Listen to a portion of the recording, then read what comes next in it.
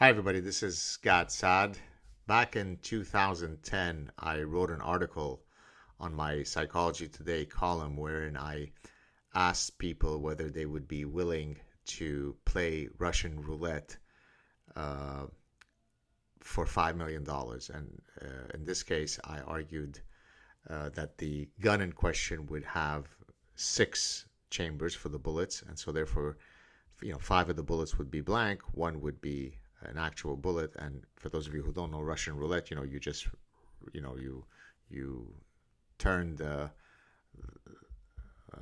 chamber and then you pull the trigger, and if it's the one that has the live bullet, then you're dead. And then if, on the other hand, 5 out of 6 chances you would live. So would you be willing to uh, risk your life? We have a 1 in 6 chance of dying, 5 in 6 chances of winning the $5 million. Of course, in psychology of decision making, this is where you would calculate the expected value of a gamble, right? So you would calculate the probability of each of the possible states of events multiplied by the costs or benefits of that event. So in this case, it would be 5/6 of winning $5 million plus 1/6 of dying. Now, whatever, you'd have to find the currency for that tragic reality. But in any case, I like those games because they often tell us important things about how we weigh different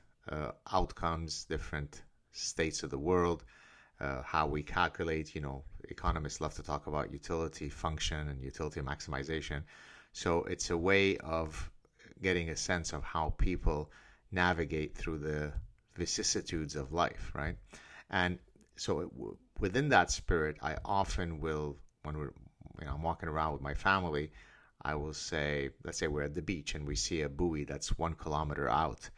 I'll say, would you be willing to, at night when it's completely dark, swim out to that buoy that's 1 kilometer away, touch it, and come back? And how much money would you need to receive in order for you to do that? And this has become kind of something that we often have fun with in our family.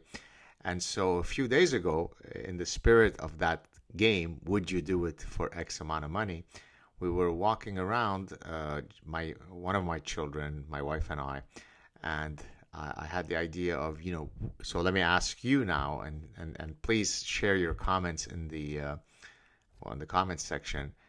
Would you be willing to have a company tattoo their brand or their slogan, or some identifier,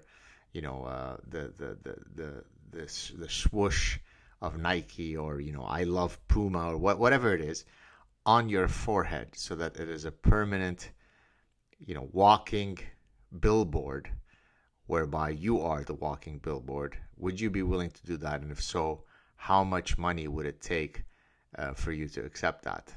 So, you might say, give me $3 million, which means that hopefully I can quit my job and retire in Florida, whatever the calculus is. So, and I was trying to answer that question for myself. Of course, it poses, philosophical questions, ethical questions. Should you ever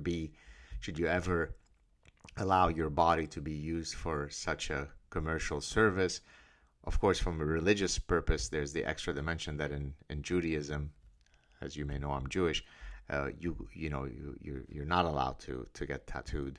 There's a edict that you cannot be buried in a Jewish cemetery if you're tattooed.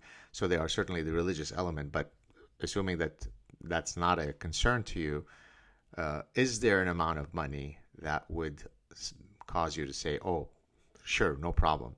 And then I started thinking, well, of course, it depends on the person. If the person is a public figure, then the cost of having that tattooed on your head,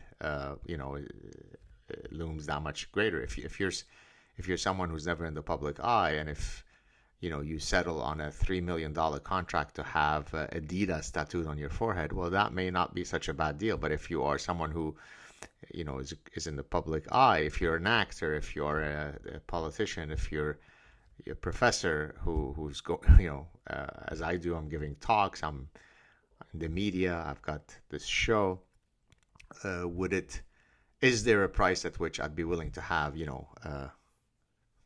drink Starbucks or whatever it is on my forehead? And it wasn't clear to me that there was a price at which I would agree to that.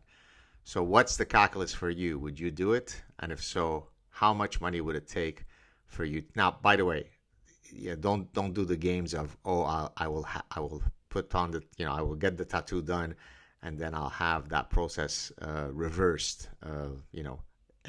The deal is, would you be willing to have that tattoo on your forehead permanently forevermore for a given price? What is that price? And give us the logic.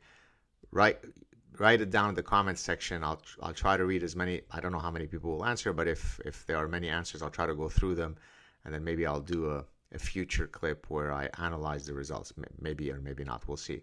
But again, this is really something that I find quite alluring as a thing to have fun with the family, because it really does allow us to understand how we navigate through all of these, difficult decisions. Sometimes these scenarios are quite far-fetched, but it still reveals quite a bit about our individual psychology. So there you have it, folks. That's how the GAD or the Saad family has fun. We're always thinking, we're always coming up with thought experiments. As I've always said, if you have young children, don't infantilize them. Talk to them in a way that is dignified. I was just listening to Freakonomics, a show with Robert Sapolsky, and I would stop it every few seconds and engage my children.